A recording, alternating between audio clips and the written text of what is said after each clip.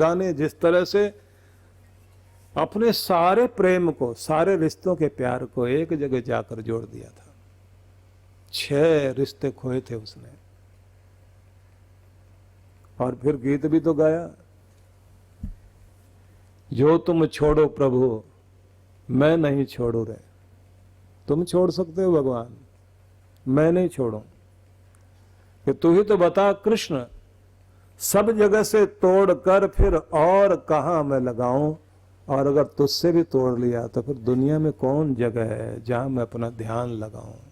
तू ही तो है मेरे लिए। पूरे रिश्तों के प्यार को एक जगह समेट कर एक में लगा दिया। और ये जन्मों की कोई ना कोई भक्ति आप सबकी रही है, जिसकी वो भक्ति जाग जाती है जिस जन्म में और जिस उम्र में, तब वो सत्संगी बन जाता है, गुरु का भक्त बन जाता है, नाम जपने वाला बन जाता है।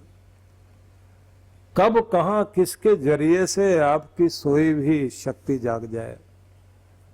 रैदास गाते थे ना, बहुत जन्म बिछड़े हो माधव, ये जन्म तुम्हारे लेखे। मेरे माधव बहुत पहले किसी जन्म में बिछड़ गया था तुमसे, बहुत जन्म बिछड़े हो माधव, इस जन्म में तुम्हारी याद आ गई, ये जन्म तुम्हारे लेखे।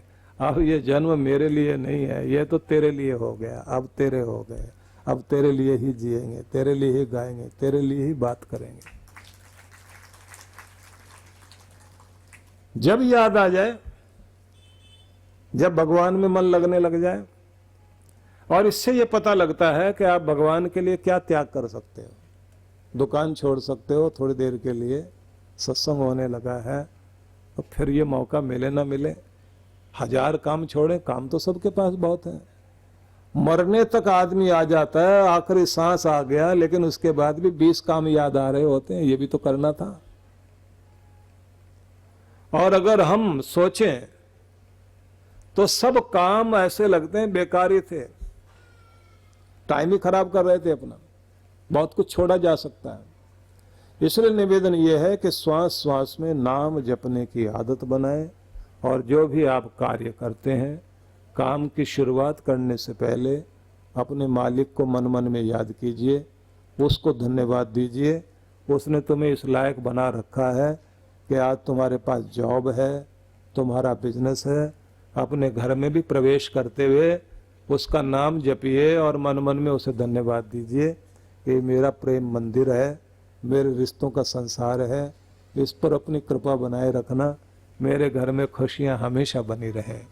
और जब घर से बाहर जाते हो तो अपने प्रेम मंदिर से मैं अपने कार्य क्षेत्र में जा रहा हूँ, तेरे नाम के सहारे मेरे अंग संग रहना भगवान, मुझे शक्ति देना, मैं पुण्य भी कमाऊं, धन भी कमाऊं, नाम भी कमाऊं, और अपने कुल का और अपने पूर्वजनों का यश बढ़ाने वाला बन जाऊं। छोटी सी प्रार्थना आधे मिनट में हो जाती है, लेकिन भाव तो बदल जाते हैं ना आपके। जब अन्न हाथ में आए, टुकड़ा मुंह में डालना है, उससे पहले रिजुक देने वाले मालिक को ध्यान में ले आओ और मन मन में धन्यवाद करो, और ये समझो कि जैसे उसे याद करते हैं तो अन्न अन्न नहीं रहता, अमृत बन जाता है, उसकी कृपा जुड़ जाती है साथ में। भोजन बनाते बनाते महिलाओं को भी भोजन की तरफ देखकर सोचना चाहिए कि पकाने वाली वो जरूर है, लेकिन जो पकाया जा रहा है उसमें अगर आपकी मंत्र दृष्टि साथ में है तो भोजन जो है वो प्रसाद बनता है, और प्रसाद वो होता है जो प्रसन्नता और खुशियों को पैदा करता है। घर में गुरु चरण पड़े, गुरु महाराज पधारे, नहीं तो गुरु के खड़ा हो, गुरु का नाम वाचन हो, गुरु का ग्रंथ हो, इससे गुरु का प्रकाश घर में आता है और गुरु का पहरा रहता है, कृपा दृष्टि रहती है। तो अपनी वो भावनाएं बनानी चाहिए, उस सब से आप देखते हैं ना वातावरण बदलता है। और अगर आप समझे ये कुछ नहीं वो कुछ नहीं, हम नहीं मानते किसी चीज को, तो तुम्हें भी कोई कुछ नहीं मानता और तुम कुछ भी नहीं बन पाते, क्योंकि तुम मानते किसी को नहीं, तो तुम्हें कोई क्यों मानेगा। प्याज के छिलके उतारते उतारते आखिर में हाथ में बदबू ही रह जाती है। बहुत ज्यादा तर्क वितर्क करने के बाद कुछ भी नहीं रहता। वो जो कहते हैं ना कि यूं तो बहुत सारे रास्ते हैं जो तेरी तरफ लेकर आते हैं, पर दिल का रास्ता सबसे आसान है जो तुझसे जोड़ता है और तुझसे मिलाता है। इसलिए और तरीके से तो आप तर्क वितर्क में उलझे रह जाएंगे, लेकिन जब आप प्यार के मार्ग से चलते हुए भगवान की तरफ पहुंचोगे तो जल्दी आसानी से पहुंच सकते हो। इसलिए ज्ञान वाले को भी कहा गया है उसके पास श्रद्धा होनी चाहिए, उसके पास प्रेम होना चाहिए, तभी बात बनेगी। गाना बजाना भी इसलिए होता है कि आपकी धारा भगवान की तरफ जुड़ जाए। लेकिन वे लोग जो पी पिला करके बैठते हैं और जय माता की न सोए न सोने दें। अंदर बैठे हैं 4 लोग और पूरा मोहल्ला जगा रखा है, बाकी तो बारी बारी सो के आ रहे हैं, अब तूने बैठना, अब तूने बैठना। लगता है ऐसे है कि जगराता हो रहा है, जागरण हो रहा है माँ का। जगदम्बा जगजननी माँ परमेश्वरी, उसकी स्तुति हो रही है। हम लोग कर्म कांड में ज्यादा उलझ जाते हैं, शक्ति का जागरण नहीं कर पाते। हाँ, आपको जो लेना देना है, थोड़ी देर बैठकर ज्योत जलाकर, और पहले ज्यादा कुछ नहीं तो कम से कम दुर्गा सप्तशती के 7 श्लोक, ज्ञानी नाम अपि चेतांसी देवी भगवती सा बलादाकृष्य मोहाय महामाया प्रियच्छति, यहाँ से शुरू करके पूरे 7 श्लोक का पाठ करके मन मन में उस जगदम्बा की ज्योति को अपने हृदय में जगाने की चेष्टा करनी चाहिए। उसके बाद उनका ध्यान करें, कृपा जरूर होगी, आशीर्वाद मिलेगा। दूसरी बात आप सबसे मैं ये कहना चाहूंगा, गुरु वाले बनो। गुरु को मानो भी सही, गुरु है तो जिंदगी शुरू है, ऐसा कहा जाता है। जब आपकी जिंदगी में गुरु हैं तो गुरु के प्रति श्रद्धा रखकर गुरु के वचनों को रोज सुनना, पढ़ना, मानना, जानना और गुरु के द्वारा दिए गए नियम के अनुसार चलने की चेष्टा करनी चाहिए। अच्छा सा चित्र लगाकर रखिए, थोड़ी देर बैठकर अपने हृदय की बात, अपने आंसू भी प्रकट करने हैं तो गुरु के आगे, और अगर बधाइयां भी देनी है तो सबसे पहली बधाई अपने गुरु को ही देनी चाहिए जो आपकी जिंदगी में खुशी आए। आप लोग भजन गाते हैं ना कि पहली बधाई इनको और दूसरी बधाई उनको, तो अपने गुरु को बधाई दो जिनकी कृपा से घर में ये आशीष फला है। तो उससे पता लगता है कि आप कितना मानते हैं और कितनी आपकी भावना है। हाँ, ये बात जरूर ध्यान रखिए कि जब गुरु कर लिया और होश में किया, समझ के किया, बेहोशी में करना तो एक अलग चीज है। समझदारी से किया, मानते भी हैं, जपते भी हैं, तो समर्पित हो जाइए। फिर उसके बाद कोई कितना ही चमत्कार दिखाने वाला आ जाए, कोई कहे आज ये सारे दुख दूर कर दूंगा, कोई उठा करके जंजीर निकाल दे और कोई भभूत निकाल दे, तो उस समय बहकना नहीं, क्योंकि आपका मंत्र एक, आपका कंत एक, आपका पंथ एक, आपका ग्रंथ एक और आपका गुरु मंत्र भी एक यदि है तो कल्याण होगा। नहीं तो रोज रोज बहकाने वाले, नए नए नाटक रचने वाले लोग आएंगे, आप कभी इधर बहकोगे कभी उधर बहकोगे। लोग सोचते हैं कौन सा मंत्र पावरफुल है, कौन से भगवान ज्यादा काम आएंगे। हम तो अब तक इनको मानते थे, यहाँ से तो बात बनी नहीं, इधर गए तो बात बन गई। बाई चांस कोई काम बन गया हो तो आपने सोचा बस वहां से बात बन जाएगी। जिसके कारण आज तक आपका सब कुछ चला है, उससे अपनी श्रद्धा मत हटाओ। परमात्मा तो एक ही है, नाम अनेक हो सकते हैं, एक में भावना रखिए और पूरे हद से अधिक। वर्णन आता है ना कि वाग्भट जो आयुर्वेद के महान ऋषि हुए हैं, जिनको पढ़ करके ही आयुर्वेदाचार्य बना जाता है, उनको श्रद्धा थी गायत्री में, गायत्री उपासना करते थे। और 12 साल उपासना करने से कुछ बात बनी नहीं। अब श्रद्धा हट गई। किसी ने उनसे कह दिया कि आप जो है ना, ये इतने सालों से लगे हुए, ये वैदिक मंत्र है और ये गायत्री जो है निश्चित गायत्री है, ये छंद भी अपने आप में पूरा नहीं है, 23 अक्षरों का है, 24 का बनाने के लिए इसको वरेण्यम की जगह वरेण्यम करके बोलना पड़ता है। तो आप ये ना करके आप एक काम करिए कि जाकर के शाबर मंत्र का पाठ करो, और शाबर मंत्र का पाठ करो तो वो भी मणिकर्णिका घाट पर, शमशान घाट जो महाशमशान है वो बनारस में है, वहां बैठकर जाप करो। तो मंत्र भी बता दिया। 1.5 साल जाप करने के बाद सच में उन्हें महसूस हुआ कि कोई शक्ति आ गई अंदर। उन्हें लगा कि भाई बहुत बड़ी पावर है ये तो। और जाप किया तो एक दिन शाम के समय में चारों तरफ से एक अजीब सी काली छाया दिखाई देने लग गई और आवाज आई, मांगो क्या चाहते हो। इन्हें लगा कि मंत्र तो बहुत पावरफुल है।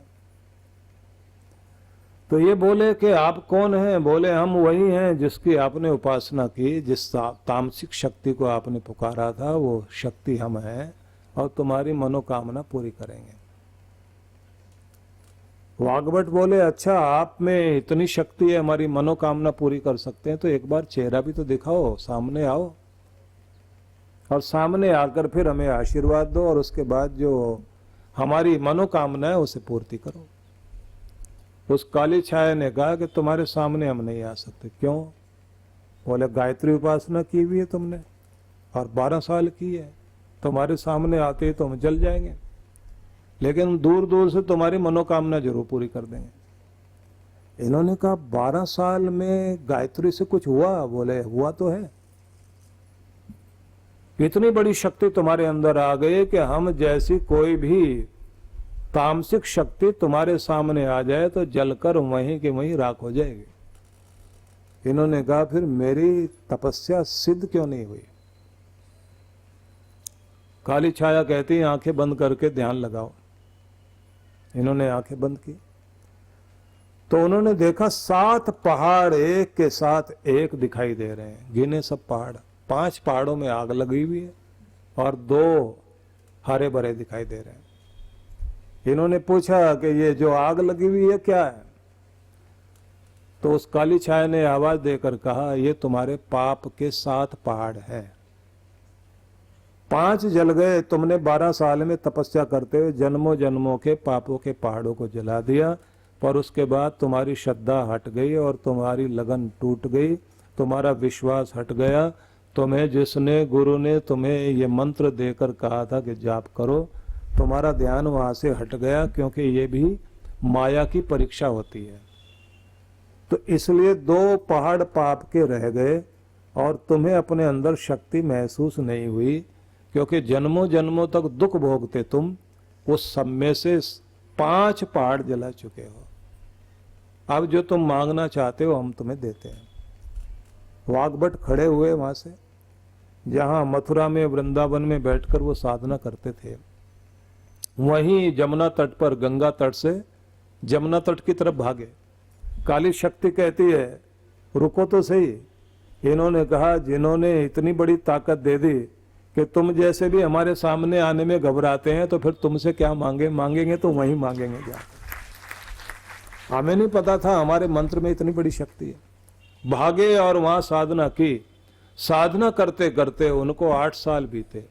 8 साल के बाद उन्हें दिव्यता का अनुभव हुआ, अद्भुत अनुभव, और कहा कि अब जो तुम चाहते हो तुम्हें मिलेगा। तो इन्होंने कहा कि मैं एक चीज चाहता हूं, ऐसी कोई चीज मुझे दीजिए इस दुनिया में रोते तड़पते दर्द से कराते हुए लोगों को मैं आराम दे सकूं। ये जड़ी बूटियां मेरे सामने बोलने लग जाए, मैं दुनिया का भला करना चाहता हूं। तो उसके बाद उन्हें आयुर्वेद का ज्ञान हुआ और उसके बाद उन्होंने अष्टांग हृदय से लेके अनेक तरह के ग्रंथ लिखे। और सबसे बड़ा काम ये करा, आपके जो रसोई घर है उसमें जो ये मसाले हैं ना, ये मसाले उनकी देन है, ये सारी जड़ी बूटियां हैं। इन जड़ी बूटियों के जरिए आप अपनी चिकित्सा करते हैं। आज हल्दी का पेटेंट अमेरिका करने में लगा हुआ है, आपकी सारी चीजें जो कीमती थी उनका पेटेंट वो करने में लगा हुआ। एंटीबायोटिक है आपकी हल्दी, आपके मसालों में शामिल है। कोई खाना ऐसे नहीं जिसमें हल्दी नहीं पड़ती हो। जीरा पड़ता है, आपका जो धनिया पड़ता है, ये सारी इलाज है। ये दालचीनी से लेकर के ये तेजपात, जितने मसाले हैं सब उन्होंने प्रयोग कराए और ये कहा कि मैं हर एक की रसोई घर में ही वो दवा खाना जोड़ देना चाहता हूं जिससे स्वाद भी आए और हिंदुस्तान के लोग स्वस्थ रहे। ये उस ऋषि का योगदान था। लेकिन मंत्र पर श्रद्धा थी ना, भावना थी तो बात बनी। अगर आपकी भी श्रद्धा गहरी है और आपका विश्वास गहरा है तो आपका मंत्र चमत्कार कर सकता है। भटकना नहीं, एक जगह टिको। हिंदू समाज के पास जो बड़ी शक्ति है, दुनिया में कहीं भी इतनी बड़ी शक्ति नहीं है। जितना बड़ा ज्ञान आपके पास है, इतना ज्ञान विज्ञान जिसकी रिसर्च अभी हुई नहीं, होगी तो पूरी दुनिया आपका डंका मानेगी, आपका लोहा मानेगी, आपको सत्कार करेगी। और अब तो भारत एक अपनी आपे में महान शक्ति बनने की दिशा में कदम बढ़ा रहा है और आने वाला समय भारत का होगा, इसमें दो राय नहीं। इसलिए आपसे निवेदन करना चाहता हूं, श्रद्धा रखिए, विश्वास बनाइए, अपने मंत्र में दृढ़ होकर चलिए, निश्चित रूप से कल्याण होगा। आप सबके प्रति शुभकामनाएं हैं। परम पूज्य श्री सुधांशु जी महाराज एवं डॉक्टर अर्चिका दीदी के पावन सानिध्य में गरीबी रेखा से नीचे जीवन यापन कर रहे अनेक बच्चे जो बेकार घूम रहे हैं अथवा कचरा बीनने का कार्य कर रहे हैं, ऐसे बच्चों को समाज की मुख्य धारा से जोड़ने के लिए फरीदाबाद में ज्ञानदीप विद्यालय की स्थापना की गई है। बच्चों को शिक्षा, भोजन एवं वस्त्र जैसी सभी सुविधाएं निशुल्क उपलब्ध कराई जा रही हैं। बेटियां किसी क्षेत्र में पीछे न रह जाएं, इस उद्देश्य से ज्ञानदीप में बालिकाओं की संख्या अधिक रखी गई है। बच्चे समाज और देश का भविष्य है। इनके उत्थान के लिए यदि आप भी बाल विकास योजनाओं में अपना सहयोग देना चाहते हैं तो ऑनलाइन डोनेशन के लिए लॉगिन करें www.vishwajagritimission.org।